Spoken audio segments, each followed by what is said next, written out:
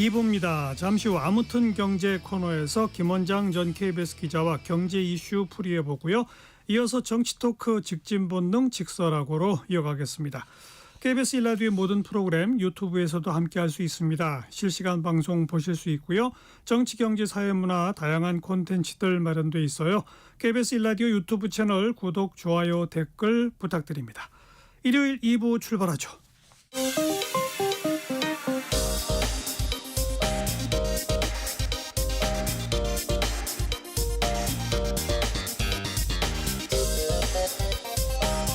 팩트체크 진짜 뉴스 정관용의 시사본부 KBS 1라디오 들어보면 압니다.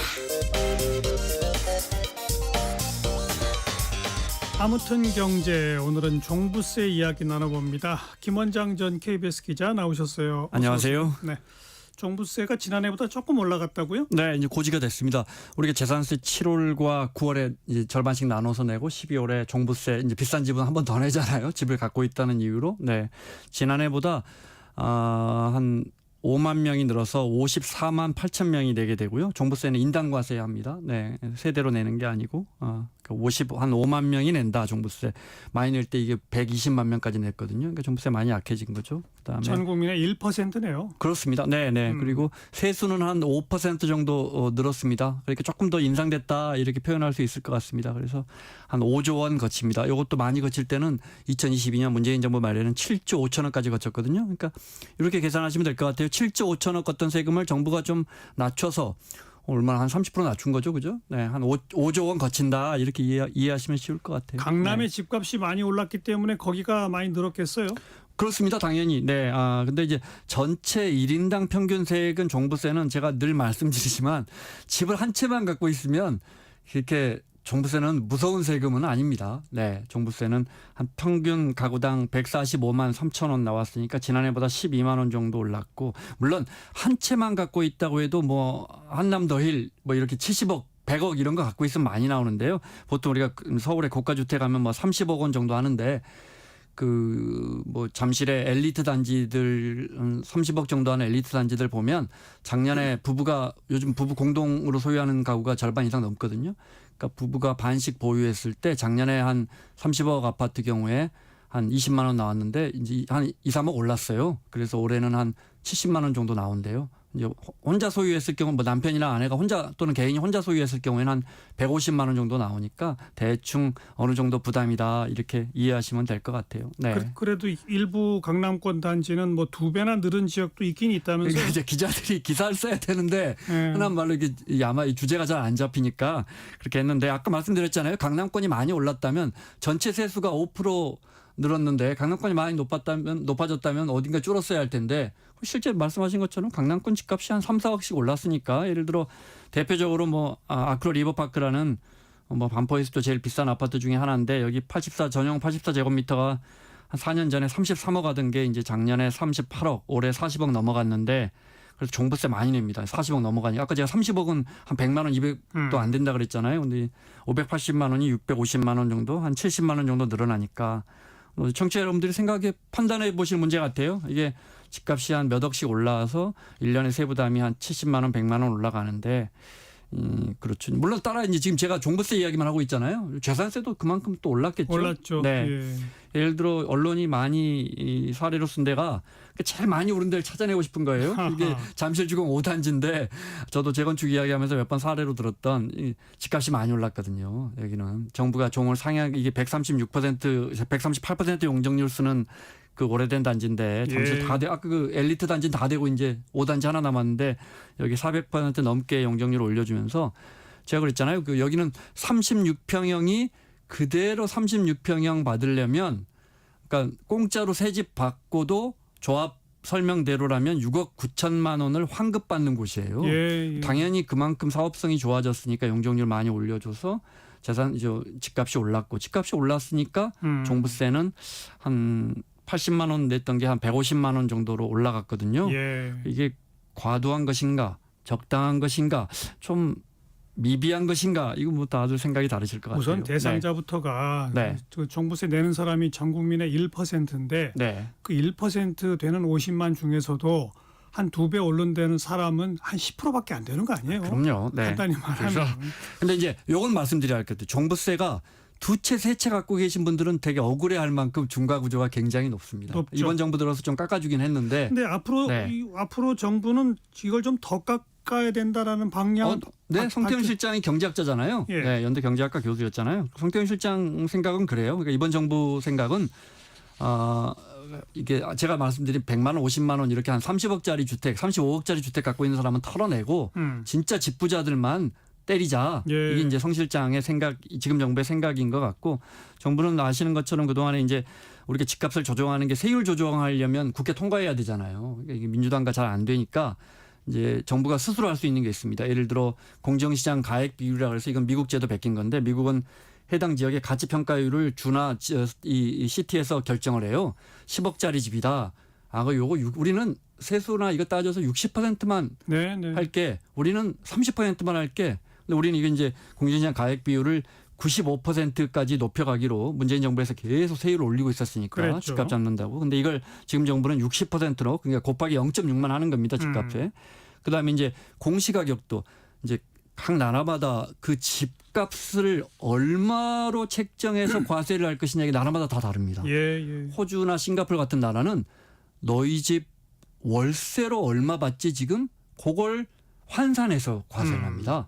근데 우리는 이제 표준지 그 동네에서 제일 중심지의 집값을 어림으로 우리는 실거래가가 나오니까 한 다음에 너는 그 옆집에 1층이구나 그러면 몇 프로 깎아서 이렇게 해서 이제 공시가격을 매기는데 그 공시가격이 집값하고 많이 차이가 나잖아요. 그래서 그걸 계속해서 올려오고 있었습니다. 이게 69%까지 거의 70%까지 올려오고 있었는데 지금 정부는 이건 더 이상 올리지 말자. 예. 세부담이 부담스럽다. 예. 그래서 이제 잡고 있고 이러다 보니까 이제 재산세나 종부세가 뭐랄까 좀 뭐 하향되거나 안정되고 있었는데 집값이 그만큼 올랐으니까 집값이 오른 지역은 보유세가 조금 더 올랐다. 이렇게 이해하시면 될 것 같습니다. 네.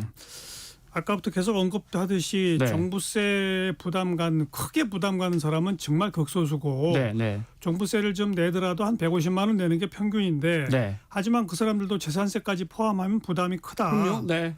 그런데 네. 그 재산세와 종부세까지 포함한 이른바 부동산 보유세가 네. 여전히 선진국보다는 낮다면서요. 그렇습니다. 예를 들어 상속세가 우리는 선진국보다 굉장히 높습니다. 네. 프랑스 다음으로 상속세는 과세 구조도 간단해서 그냥 딱 비교하면 나옵니다. 우리 굉장히 상속세율이 높습니다. 근데 재산세율은 굉장히 복잡합니다. 복잡한데 아까 말씀드린 것처럼 일단 그 집을 어떤 데는 땅을 어떤 데는 건물을 어떤 데는 그 앞 부지까지 뭐 별 부담금까지 포함해서 이게 재산세율을 낼 것이냐 굉장히 어려운데 결론부터 말씀드리면 우리는 우리보다 잘 사는 선진국들보다 거의 한 5분의 1, 4분의 1밖에 재산세, 보유세를 내지 않는다. 그 사람들이 정답은 아니잖아요. 예를 들어 미국 같은 경우에 제가 이제 OECD 가장 따끈따끈한 걸 뽑아왔는데 미국은 한 1.8%니까 굉장히 높고 실효세율 이것저것 감면해주고 공제해주고 실제 얼마 내느냐 1.38%니까 10억짜리 집이다 그러면 평균적으로 미국은 1,300만 원을 내는 거예요. 10억짜리. 그러니까 아까 얘기 나온 30억짜리라고 그러면 5천만 원. 거의 5천만 원. 5천만 원 돼. 1년에, 평균이. 1년에. 뉴욕이나 와. 뉴저지나 캘리포니아 가면 훨씬 더 많아집니다.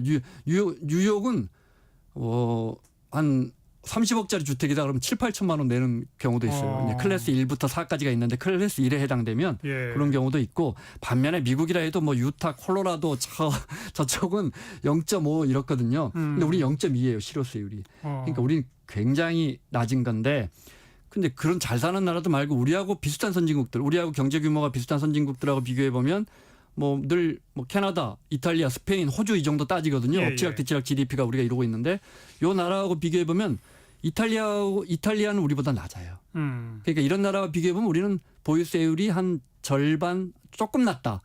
우리보다 아주 잘 사는 선진국하고 비교하면 영국 이런 나라하고 프랑스, 미국하고 비교하면 우리는 매우 낮다. 여기까지는 이제 쉬운데. 예. 근데 이제 오늘 하나 설명드리고 싶은 게 있어요.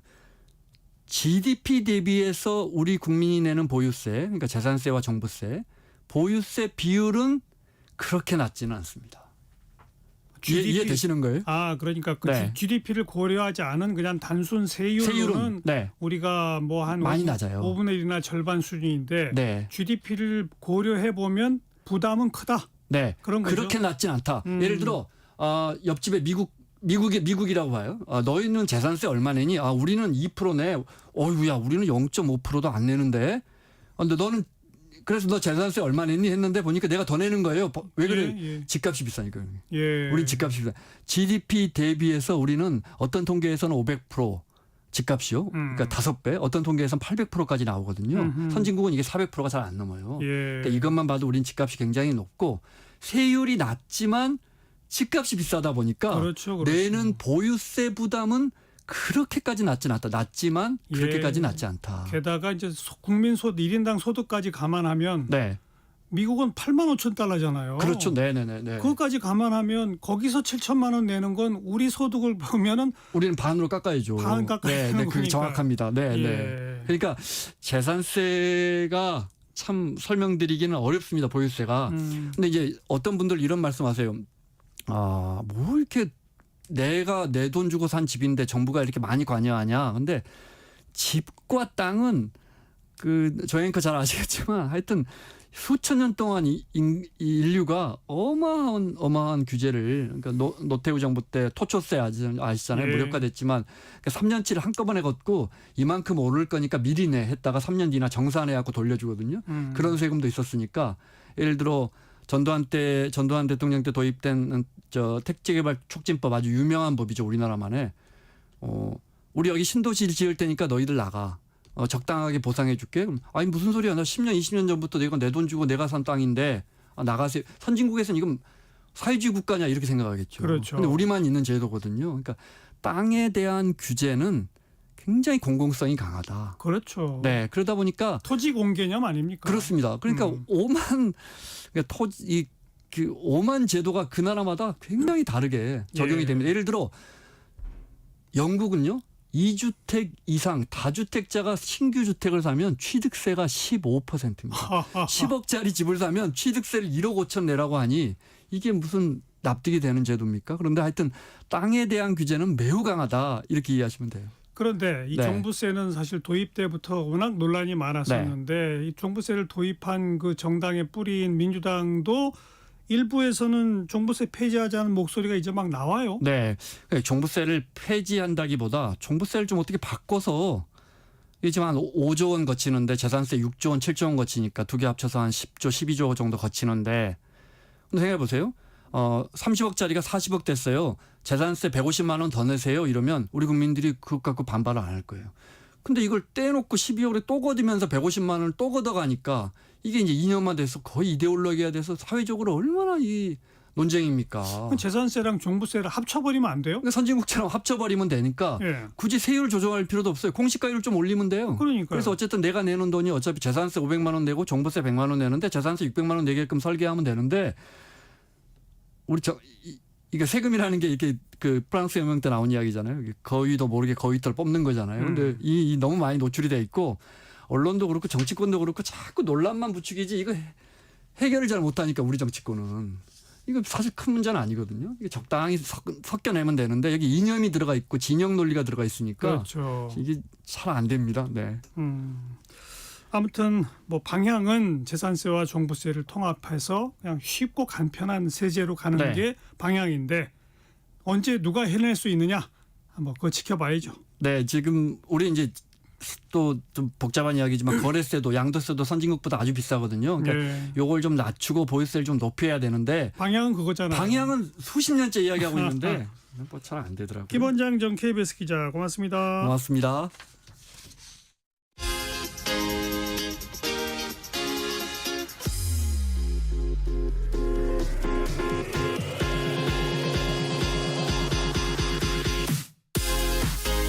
대한민국 시사의 중심 토요일 일요일 낮 12시 10분 KBS 1라디오 정관용의 시사본부.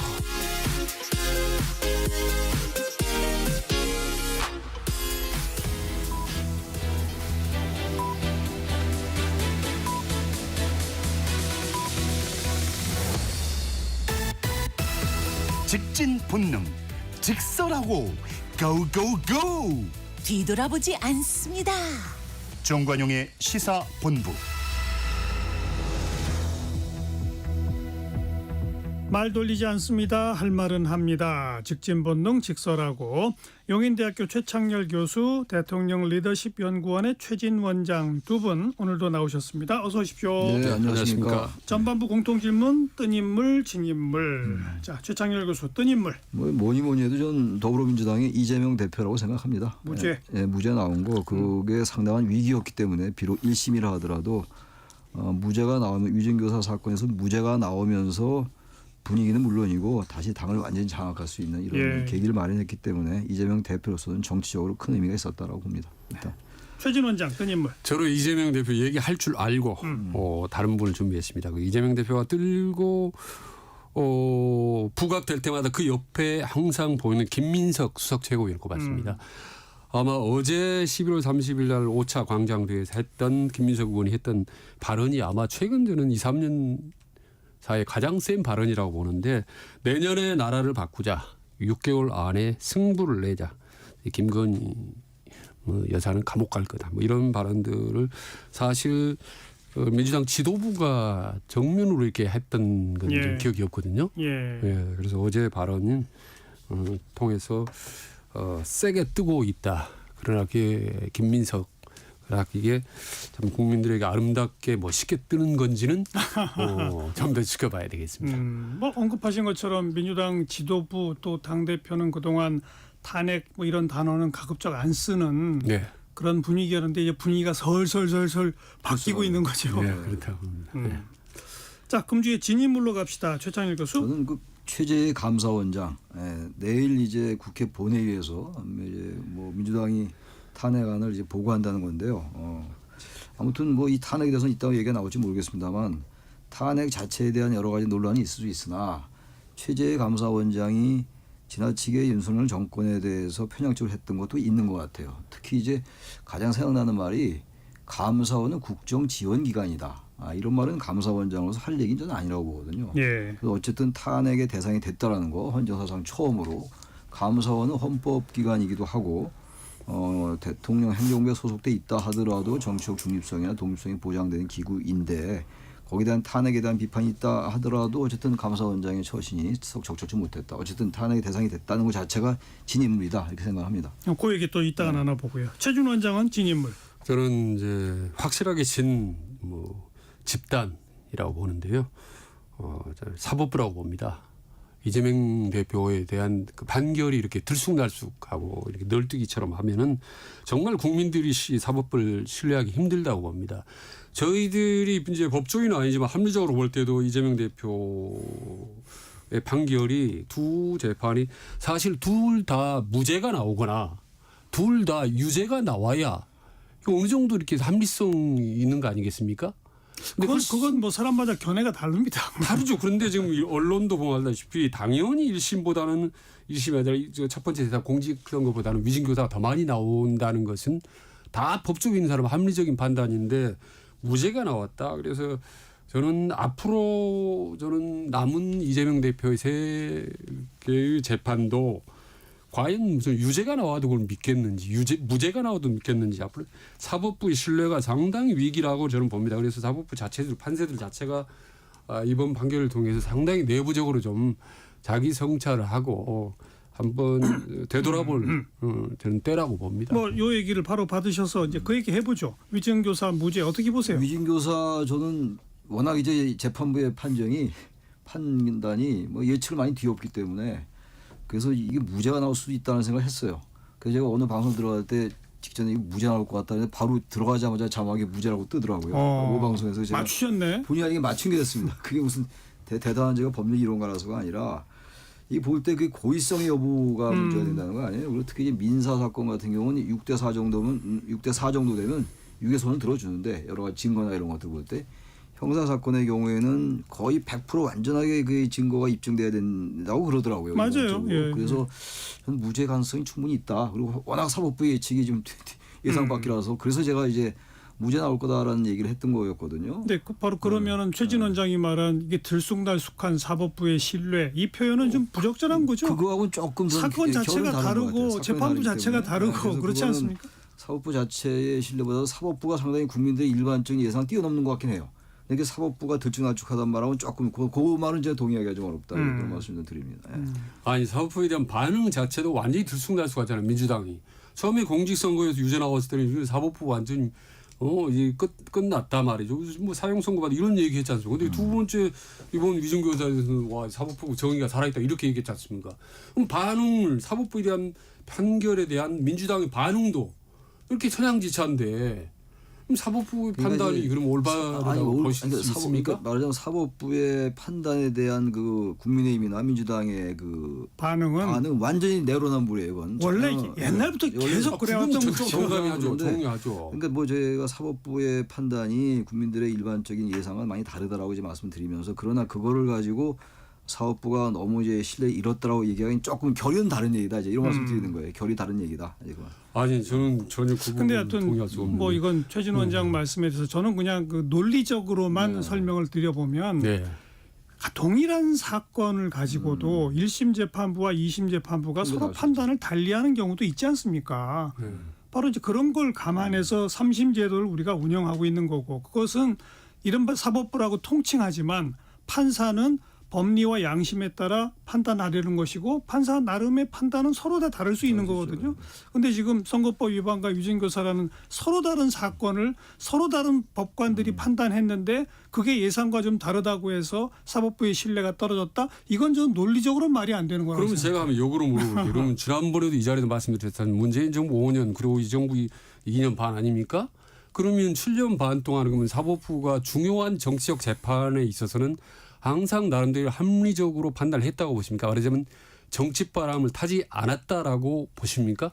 그러니까 이런 건 있는 것 같아요. 사법의 정치화라는 게 사법부의 판사들도 사람이란 말이에요. 그래서 우리가 이제 대법관도 이제 보수 성향, 진보 성향으로 분류를 하잖아요. 정당 추천들이 있고 그러니까 그런 경향이 있어요. 전혀 없다고 할 수 없는데 이번에 이제 예상을 많이 뒤엎은 거 이제 좀 두고 봐야지 알겠는데. 아니 그럼 방금 가지고 이제 완전히 사법부가 신뢰를 잃었다라고 말하는 것보다는 사법부의 판단이 대단히 그 예상을 뒤엎는 그래서 결국은 결과적으로 예상을 뒤엎었다까지는 뭐 맞는 얘기지만 그러니까 사법이 정치를 좌우한다 이런 상황까지 왔다라는 걸 비판할 수 있는데 이번에 판결 가지고 만을 볼 때 사법부가 너무 들쭉날쭉한다는 약간 무슨 말씀 하시는지 알겠는데 약간의 논리적 비약이 있다. 그 말씀 드리는 거예요. 저는 사법부 판사도 사람이기 때문에라는 말씀 대단히 위험한 발언이라고 생각을 합니다. 그럼 뭐 사법부 판사들은 저는 사람이 아니어야 된다고 보는 거죠. 당연히 법적 논리에 대해서 정확하게 판결해야지. 내가 뭐 지역이 어느 대구 뭐 호남이 그럼 거기에 따라서 다를 수도 있지 않습니까? 인간이니까. 정치적 진보이든 인간이기 때문에. 왜냐하면 그게 이제 그거는 아주 위험하다는 거죠. 위험하지 않죠. 그거는. 위험하지 않아요? 예, 아니 보수 성향과 진보 성향의 재판관들이 있는 거예요. 그래서 그 조화를 이루라고 이제 여당 추천, 야당 추천이 있는 것이기 때문에 그 부분을 제가 그렇게 표현한 거지. 그게 무슨 위험하고 이런 차원은 아니라고 생각합니다. 오늘 그 두 분의 좀 서로 다른 목소리를 청취자분들한테 들려드렸으니까 판단은 이제 청취자분들한테 맡기도록 하고 아무튼 뭐 저는 이제 일반적인 언론의 보도 행태를 쭉 종합해 보면 선거법 부분에 대해서는 징역 1년에 집행유예 2년 나온 게 예상을 뒤엎는 아주 센 거다. 위증교사 완전 무죄 나온 건 예상을 뒤엎는 좀 한 판단 뭐 이랬다는 것까지만 좀 놓고 다만 그걸 가지고 사법부를 어떻게 들여다볼 것인가 이건 우리 최진 원장과 최장윤 교수가 조금 더 다른 목소리를 냈다는 점 거기까지만 보고요. 자 이제 그다음 아까 그 최재 그 감사원장에 대한 탄핵에 대해서 일단 이게 적절합니까 부적절합니까? 최진 원장 어떻게 생각하세요? 감사원장을 탄핵하는 거. 일단 부적절하죠. 왜냐하면 헌법기관인데 지금 그렇게 감사원장을 탄핵해보는 이제 바로 과반수는 모든 감사원장의 이제 직무가 중단돼 버리지 않습니까? 그러면은 이제 행정부 말하자면 정부의 기능이 상당히 이제 차질을 빚게 되는데 이거는 분명히 문제가 있다고 보는 겁니다만은 민주당의 입장에서 본다면 뭐 감사원장에는 그 어떤 전략도 할 수밖에 없다고 봅니다. 왜냐하면 지금 아무리 민주당이 설령 아무리 강공을 하든 무슨 짓을 하든 이재명 대표와 민주당의 지지율이 별로 변동이 없단 말입니다. 그리고 윤석열 대통령의 지지율은 뚝뚝 떨어져 있고 10%대 오락가락 하고 있고 그러면 이재명 대표가 지금 정치 생명이 오락가락하는 판인데 뭐 감사원장이라고 봐주고 뭐 그러겠습니까? 그래서 저는 이 자체는 감사원장 탄핵은 잘못됐으나 지금처럼 여야가 격돌하는 와중에 민주당 전략적으로 탄핵하는 거는 그걸 나쁘다라고만 또 얘기할 수도 없는 엄연한 정치 현실이라고 저는 봅니다. 최 교수님. 이 최재의 감사원장이 지금 아까 제가 말씀드린 것처럼 헌법기관이란 말이죠. 헌법기관의 감사원장을 탄핵하는 건 대단히 이례적이잖아요. 그런데 최재 원장이 지금 이 정부 들어와가지고 대통령실이라든지 관저 이전 이런 것들에 대해서 이런 부분들에 대해서 굉장히 편파적했던 것 같아요. 제가 볼 때. 민주당이 그런 것들 탄핵 사유로 들은 것 같은데 이런 게 과연 엄밀하게 따져서 중대한 헌법과 법률 위반이냐? 그러니까요. 이건 약간 별개 문제라는 얘기예요. 그러니까 탄핵을 통과를 시키더라도 결국은 헌법재판소의 좀 판단을 받아야 되는데 받을 수 있을까? 이게 때문에. 네, 제가 볼 때 이건 기각될 확률이 높을 것 같아요. 그리고 또 하나 그러나 최재 감사원장의 감사원장으로서의 행태나 발언들은 부적절한 게 있다는 거 제가 아까 말씀드린 것처럼 감사원이 국정의 지원기관이다. 이건 상상이 어려운 얘기거든요. 감사원은 중립기관인데 국정 지원기관은 아닌 거죠. 그런데 그런 발언한 거 또 특히 이제 아까 말씀드린 너무 이제 권력에 편향된 것처럼 보이는 것들에서 탄핵을 했는데 그 탄핵한 그 기분은 알겠는데 탄핵이라는 게 남발되는 측면은 분명히 있다라는 거예요. 왜냐하면 중대한 헌법과 법률의 위반이 있을 때 탄핵을 하는 거거든요. 과연 최재 원장의 그러한 성향, 그야말로 정치적 성향이 탄핵의 대상인가? 이건 좀 별개의 문제다 이런 얘기입니다. 예. 그러니까 일단 그 부분을 동의하면서 민주당으로서는 대단히 달콤한 유혹을 강하게 느낄 수밖에 없는 게 지금 탄핵이 통과가 돼서 직무가 정지되면 직무 대행을 할 수 있는 감사위원 1순위, 2순위가 다 문재인 정부 때 임명한 사람들이란 말입니다. 그럼 감사원장 직무대리가 문재인 쪽 사람, 진보성의 사람이라고 한다면 이거 모든 게 편해지지 않겠습니까? 민주당 입장에서는. 최재 감사원장도 문재인 정부 때 임명한 사람이에요. 예, 그러나 이제 상당히 윤석열 정부 쪽의 성향을 보이고 있는 건 사실 아니겠습니까? 최근에 민주당이 볼 때는 그렇게 지금 비판을 하고 있지 않습니까? 네. 그렇다면 이런 사람을 이제 제쳐버리면 이후 여러 가지로 편하다고 보고 그리고 이제 여러 번 이 자리에서 말씀드렸다시피 민주당 입장에서는 감사원이든 이후 어떤 기관 정부기관이든 검사든 뭐 탄핵이라는 일반적으로 초강경으로 가서 윤석열 정부 전체 행정부를 무력화시키더라도 별 하자가 없다. 여론에 있어 민심이 크게 그렇게 불리하지 않다라는 판단을 한 것 같습니다. 그럼 민주당이 밀어붙일 때 밀어붙이는 거다. 예, 민주당이 탄핵을 이제 그 국회의 권한이긴 한데 그 권한이라는 게 다 쓰는 건 아니잖아요. 지금 예를 들어서 대통령의 제2호권도 헌법상 권한입니다. 그런데 아무튼간에 대통령은 권한을 행사하는 건데 그 권한의 행사가 과도하다고 우리가 비판하는 거거든요. 민주당이 비판하고 있지 않습니까? 같은 논리를 똑같이 돼야죠. 그럼 최재 감사원장이나 검사들 탄핵도 너무 많고 지금 총 18명이라는 거 아닙니까? 이창수 중앙위원장 또 발의하겠다는 거니까 너무 많은 거죠. 그러니까 권력이 이들의 잘못은 분명히 있겠죠. 민주당이 얘기한 탄핵 사유가 있겠습니다만 그렇다고 그 국회가 가진 권한을 이렇게 다 행사하느냐. 그런 측면에서 봐도 이건 좀 부족한 면이 있다는 근데 겁니다. 아무튼 그 문재인 정부의 집값 통계 조작 의혹 감사원이 그렇죠. 밝혀내서 또 막 저하고 그다음에 월성 원전 1호기 조기 폐쇄 그것도 감사해갖고서 그렇죠. 위법 불법 한 게 많다 그러고 사드 배치를 뭐 고의 지연시켰다라고 하는 것도 최근에 또 감사원이 발표를 그렇죠. 하고 문재인 정부가 처음에 임명한 감사원장이 최재형 감사원장인데 그분은 결국 윤석열 대통령 편이 돼서 그쪽 국회의원도 하고 그러지 않습니까? 문재인 대통령이 그다음에 임명한 감사원장이 최재해 감사원장인데 지금 문재인 정부 때 각종 이런 것들을 막 감사를 하고 지금 이제 심지어 민주당이 탄핵까지 하고 어찌 보면 문재인 대통령은 왜 이런 분들을 감사원장으로 시켰을까요? 그게 따지면 문재인 대통령이 검찰총장을 윤석열 대통령 더한 거죠. 그거는. 그러니까 최재 원장의 그 의미를 왜 속을 모르겠는데 어찌 문재인 정부 때 된 분인데 임명된 분인데 지금 아까 말씀하신 것 집값 통계 조작 의혹 뭐 이런 것들은 정책적인 부분이 강하거든요. 이런 걸 과도하게 감사했어야 되는 건가 이런 비판 따를 수 있다고 좀 봐요. 그러니까 이제 이런 식으로 감사해놓고 지금 대통령실 이전에 대해서는 뭐 물렁물렁하게 감사하느냐 이게 거죠. 지금 탄핵 사유인데. 근데 그게 제가 봐도 최재 원장을 계속 비판하는 쪽에 전 있는 사람인데 그럼에도 탄핵은 그건 심하다. 좀 자제했어야 된다. 근데 탄핵이 또 사실은 불법 행위는 또 아니지 않습니까? 물론 그렇죠. 예. 그리고 지금 거대 여당, 그러니까 거대 의석을 갖고 있는 민주당 입장에서는 이후 저는 감사원장 탄핵 이후 또 다른 여러 가지 법적으로 정치적으로 할 수 있는 모든 공세를 총 공격을 그런 것 가한다고. 같아요. 그런데 만약에 윤석열 대통령 지지도가 30% 중반대만 나와도 저는 이렇게 못한다고 절대로 봅니다. 못하죠. 그렇죠? 항상 지지율 얘기하는 거 아닙니까? 그러니까 뭐든지 해도 아무 탈이 없다라고 이제 민주당은 생각을 할 것 같습니다. 맞습니다. 1시 30분 막 지났네요. 잠깐 교통정보 들을까요? 공인혜 씨. 네, 이 시각 교통정보입니다. 이번 주말부터 강원도에 스키장들이 개장한 가운데 오후로 접어들면서 강원권 이동량도 부쩍 늘어 있습니다. 서울 양양고속도로 서울 쪽으로 남춘선 요금소를 나오면서부터 6km 구간 정체 막 시작됐고요. 더 올라가 가평 휴게소 부근으로는 사고의 영향도 남아 있습니다. 이후로도 덕소 3패부터 강일 쪽으로 영동고속도로 인천 방향도 수도권 구간인 둔대와 월곡 분기점 부근으로 차가 많고요. 충청권을 통과하는 중부 내륙고속도로 양평 방향은 진남 터널을 앞두고 차들이 꽉 막혀 있는데요. 1차로에서 사고 처리하고 있어서입니다. 이후 북충주 일대와 감곡 부근으로 중부고속도로 하남 방향도 청주 강서 하이패스 부근과 증평 또 일죽 부근으로 차가 많고 지금 경부고속도로 서울 방향은 옥산에서 청주 사이와 천안에서 안성 일대로만 충청권에서 모두 24km 구간 크게 답답합니다. KBS 교통정보센터였습니다.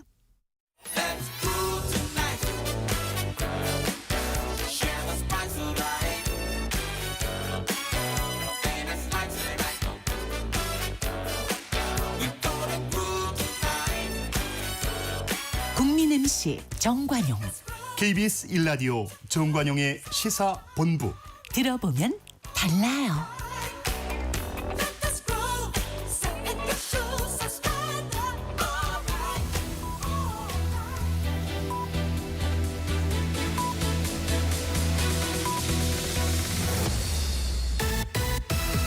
직진 본능, 직설하고 고고고. 뒤돌아보지 않습니다. 정관용의 시사본부. 매주 일요일 2부 직진본능 직설하고 용인대학교 최창렬 교수, 대통령 리더십 연구원 최진 원장 두 분과 매주 함께하고 있습니다. 후반부 공통질문 금주의 핫한 한마디 최창렬 교수. 아까 이미 추진 원장께서 하신 말씀인데 그 5차 장외 집회에서 어제죠 김민석 최고위원이 했던 그 얘기입니다. 김건희를 특검하라, 윤석열을 심판하라 뭐 이런 얘기를 할 수 있는데 50일 후인 트럼프 당선인 취임 전에 판을 바꾸자. 그리고 6개월 안에는 승부를 내자. 이 말은 6개월 내에 대통령이 끌어내리자는 얘기거든요. 네. 그러니까 탄핵과 정권 퇴진이라는 얘기보다 더 강한 얘기고. 그리고 이제 지도부에서는 상당히 이제 말을 애둘러서 얘기했는데 이건 완전하게 더 거칠게 얘기하는 거거든요. 주술 약발은 끝났다 이렇게 얘기하는데 이거는 지금 민주당의 지향을 우리가 일부 볼 수 있는 게 아닌지. 이재명 대표의 사법 리스크 관련해서 가장 안전한 거는 빨리 정권을 끝내고, 참 정권을 끝낸단 말이 이렇게 쉽게 나온다는 게 좀 비극이긴 한데 끝내고 조기 대선에 들어가는 게 가장 안전하거든요. 재판 자체는 안 하는 거니까. 그러니까요. 그래서 그런 속내를 드러낸 것이 아닌가 해서 이건 아주 강한 발언이었다. 이건 핫할 수밖에 없다. 뭐 상대방이 얘를 똑같이 들어갈 수 없다. 제가 이거 얘기를 할 수 없을 것 같아요. 이재명 대표는 그 단상에 민주당 의원들과 앉지도 않고 시민들 속에 시민 속에 앉아서 발언도 안 했다는데 그러나 당의 수석 최고위원이거든요. 수석 최고위원은 올라가서 이런 발언을 했다. 이게 보이는 거죠. 보이는 거죠. 이건 완전히 뭐 이재명 대표의 말을 대신한 거죠. 그렇게 봐야 되는 겁니다. 그리고 이제 민주당 지도부의 생각, 정치적 지향, 정치적 전략 이런 게 어제 이 발언에 고스란히 배어 있는 게 아니냐, 그런 생각이. 6개월 안에 끝낼 수 있을까요? 전 거의 90% 이상 불가능하다 봅니다. 그 쉽지 않아요. 불가능한데 이런 말을 하는 이유는 그러니까 어쨌든 간에 이 시민의 에너지를 잠깐 모아가려 하는 것 같아요. 게다가 또 하나가 윤 대통령이 변하지 않잖아요 지금. 네. 특별감찰관도 한다고 해놓고 한동훈 대표도 마찬가지입니다만 또 뭐 오리무중이고. 김건희 여사 해외 순방에 동의 안 한 거 말고는 인적 쇄신 얘기는 했습니다만 시간이 걸릴 거라고 이미 얘기했고 바뀌는 게 없어요 도대체. 그리고 뭐 제2부속실 얘기는 언제 나왔습니까? 물론 제2부속실 나온 얘기가 그게 된다고 뭐가 해결되는 건 아니겠습니다만 어쨌든 제2부속실도 설치가 안 되고 있고 그럼 국민들에게 얘기했던 거 대통령 기자회견에서 했던 거 하나도 쓰이 되는 게 없습니다. 그러면서 계속 이제 대학들의 시국선언 서울대학교 25명이 시국선언하고 이런 식으로 간다면 시민의 에너지가 모아질 수 있다는 그런 판단을 내리는 거죠. 도대체 그 인사나 뭐 조직 이런 면에서는 뭐 하는지 모르겠어요. 저도 매일매일. 이해가 안 갑니다. 뭘 하고 있는 도대체 국민들의 민심을 어떻게 보고 있는 것인지. 자, 핫한 한마디 최진 원장은. 그 이재명 대표가 말이죠. 그 11월 28일 날 이명박 정부 때 법제처장까지는 이석영 이석연 정부처장 만났을 때 아주 저는 핫한 발언을 네. 했다고 봅니다. 이렇게 뭐라고 그랬냐면 보복은 보복을 부른다. 말하자면 내가 정치 보복을 끊어내겠다라는 식의 발언을 했습니다. 맞습니다. 정말 중요한 발언이거든요. 그러니까 이 얘기는 문재인 정부 때도 정치 보복이 있었고 윤석열 정부 때도 정치 보복이 있었다라는 얘기나 다름없거든요. 물론이죠. 네, 제가 봐도 사실 우리나라 쭉 정치 보복이 아마 유일하게 없었다는 꼽은 게 저는 이제 김대중 정부 때 정치 보복이 그나마 없었다고 보는 건데 저는 그런 점에서 이재명 대표나 윤석열 대통령도 어떤 형태로 지금 정치 보복을 없다라는 것을 국민들에게 선언을 하면 얼마나 좋을까라는 생각을 해봅니다. 그러면서 또 한편으로는 생각되는 게 지금 트럼프 대통령 말이죠. 어제 그 미 연방수사국 FBI 국장 최고 책임자를 선임을 했는데 캐시 피텔이라고 하니까 정치 보복해야 된다 이렇게 강력히 주장한 사람을 글쎄요. 했습니다.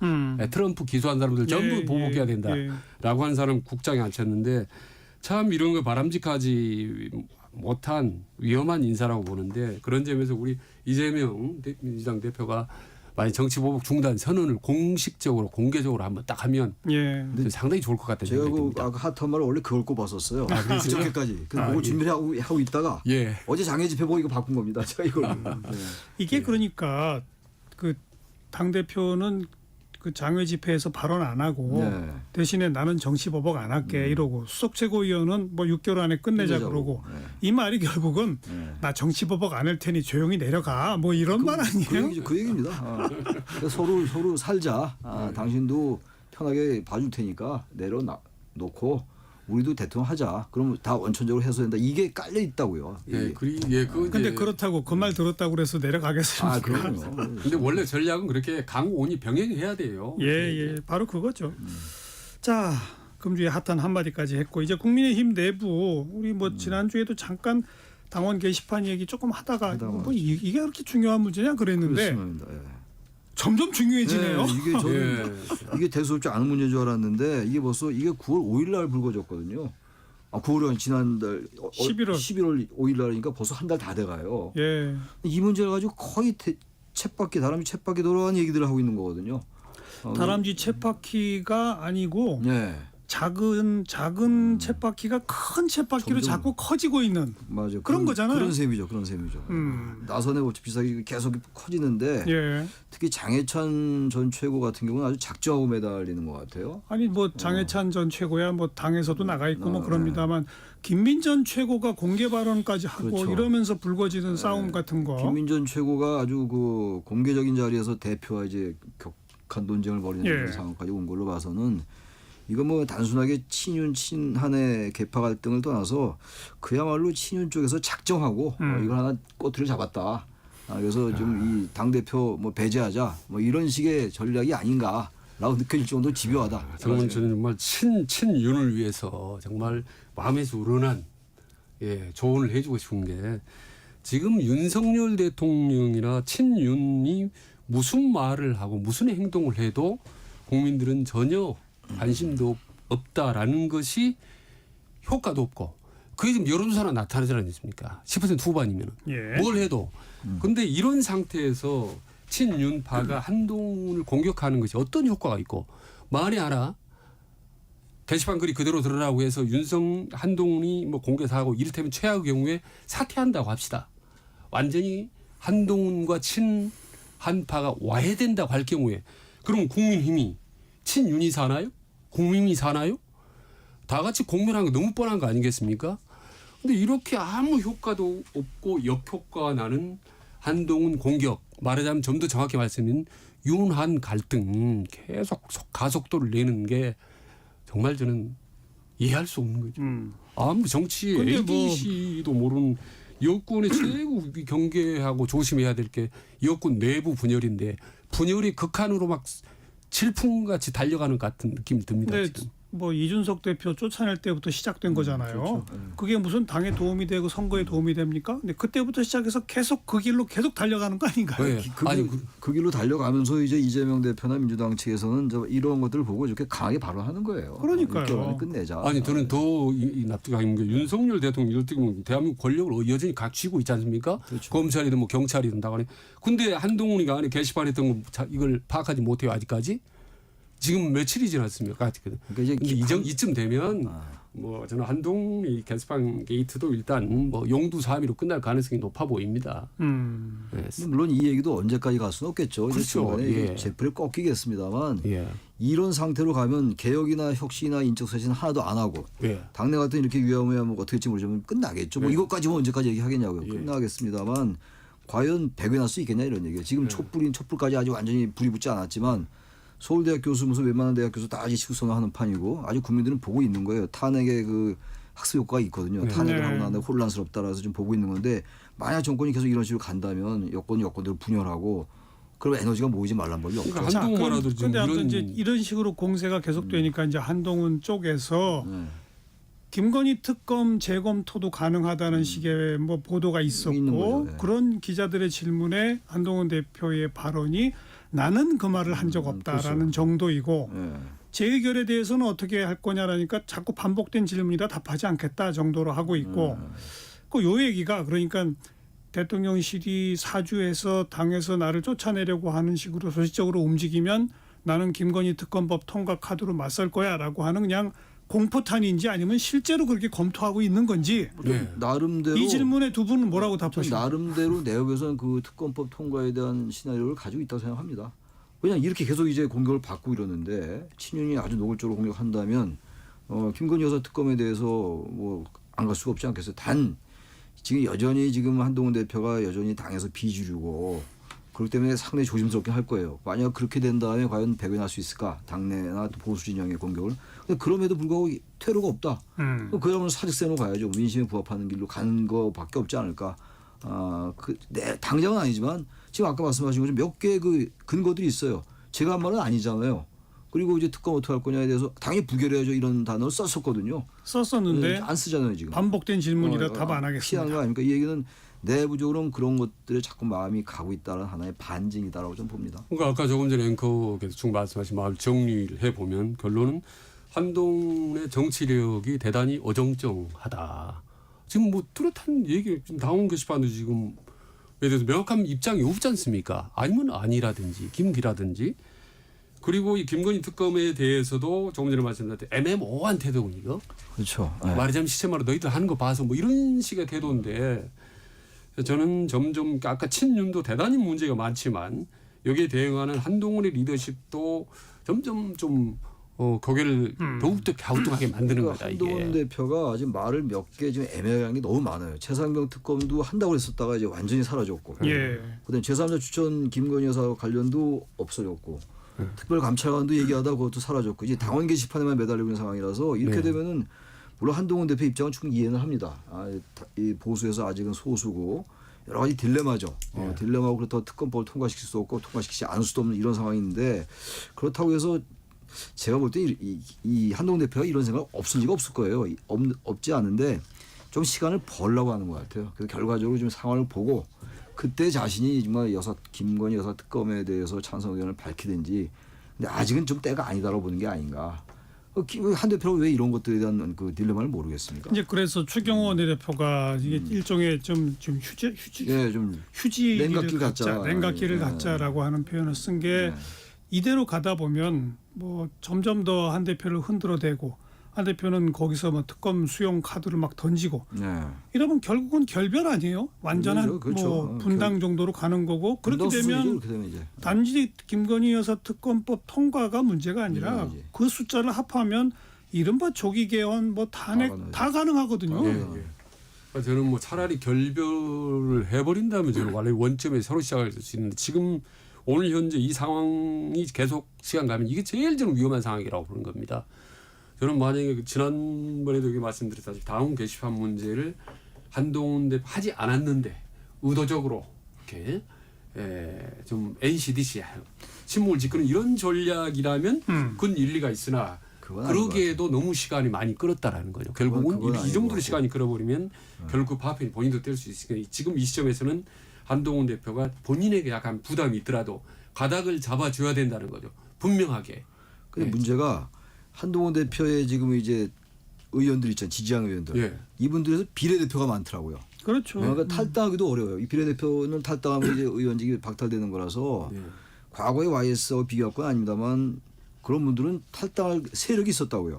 네. 근데 이건 탈당 막상 하려고 보니까 의원은 제법 20명쯤 되는 것 같은데 비례가 많아가지고 참 한동훈 대표로서는 정말로 어려운 상황인데 뭐 정치인이 언제까지 이 상황을 계속할 수는 없겠죠. 저는 시간을 좀 보고 있다고 생각합니다. 지금 김건희 특검법을 재표결을 언제 하는 대로 지금 10일로 10일 결정이 되어 결정됐잖아요. 있습니다. 12월 10일. 결정됐어요. 예. 예. 그러면 이제 미룬 건 일부러 이제 여권 분열을 그냥 계속 기다린 거 아닙니까? 민주당은 그런 전략을 쓰는 예. 거죠. 저는 그때까지도 일단 친한계에서 반란을 하기에는 아직은 조금 이른데 이러죠. 저는 그래서 최종적인 이 마지노선이 그때 여러 번 수없이 말씀드렸는데 개각 여부라고 보는 거죠. 뭐 그때 보면 이제 국민들이나 친한계도 더 이상 희망이 없다라든지 아직은 좀 가능성이 있다. 예. 마지막 그 희망선이라고 보는 건데 저는 이쯤 되면 김건희 표결이 만약 7표로 부결이 됐다 하더라도 그 파장은 저는 크다고 봅니다. 저는 한 표만 더 당연하죠. 지난번보다 늘었어도. 신영대 의원의 그 체포동의안이 기각됐지만 네.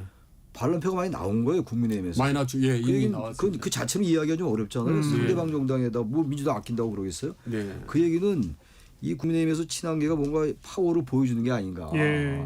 암묵적으로 그런 정처 해석이 가능하다고 그러니까 생각합니다. 뭐 저희가 이 시간에서 맨날 또 이게 올바른 방향이고 이렇게 네. 가야 여권 전체가 삽니다라고 아무리 얘기해봐야 네, 그쪽으로 잘 안 가긴 합니다만 예, 예. 지금으로서는 사실 무슨 게시판 논란 할 때가 아니고 개각도 하고 대통령실 인적 개편도 하고 또 당에서는 빨리 특별감찰관 추천해서 또 임명도 하고 그렇죠. 그다음 또 당은 이제 뭐 이른바 민생 회복 정책 시리즈 자꾸 발표하고 뭐 이렇게 일을 해나가는 모습들을 보여야 할 때인데 적어도 지난 한 1, 2주 사이의 상황은 정말로 이준석 몰아내듯이 한동훈 몰아내는 거냐? 네. 나 몰아내려고 하면 완전히 그 특검 통과시키겠다. 특검법뿐 아니라 이제 정면 대결로 간다. 뭐 이제 이러고 있는 양상이죠. 쉽게 그렇습니다. 말하면. 그런 상황이죠. 그런 상황이니까 과거에 진보는 분열을 망한다고 그랬는데 이젠 보수가 분열을 망하게 생겼습니다. 지금 3개월, 4개월 전하고 뭐 달라진 거 하나도 없지 않습니까? 큰 틀에서는 없죠. 없어요. 네. 없어요. 큰 틀에서는. 같은 얘기 연속인데 예. 윤 대통령 그 윤석열 정부는 그러니까 정권의 차원에서 볼 때 정말 바뀌지 않는 것 같아요. 그렇게 얘기를 했는데도 그 지지율이 여전히 그 정체인데도 예. 지난주 금요일에 한국기록 다시 내려왔지 않습니까? 그러니까 안 바뀌더라고요. 아주 보수적인 언론인들도 윤석열 정부가 계속해서 자기 편을 깎아내는 네. 계속해서 자기 편을 떨어내는 이 행태를 지속적으로 지적해 왔는데 뭐 20년 측근이라는 한동훈마저 또 자꾸 이렇게 쫓아내고 있는 거냐 뭐 이런 거죠 지금. 예. 그래서 뭐 민주당은 마음 놓고 이제 밀어붙이는 네. 거. 그 임기가 너무 아직 많이 남았다고 생각하는 것 같아요. 이제 반 지났는데 반원쯤 지났는데 여전히 임기 많이 남았기 때문에 여전히 시간은 우리 편이다라고 생각하는 게 아닌가 정권이. 예. 그렇다면 그건 참 오독이 될 수 있죠. 지지율이 저렇게 낮은데 취임 초부터 그 부분을 직시하지 않고 자꾸 그렇게만 생각한다면 그건 대책 없죠 진짜. 지금 뭐 아마 이대로 가면 지지율이 좀 더 뭐 하락할 가능성도 저는 있다고 봐요. 지지율 올라갈 요인이 하나도 없으니까. 알겠습니다. 예.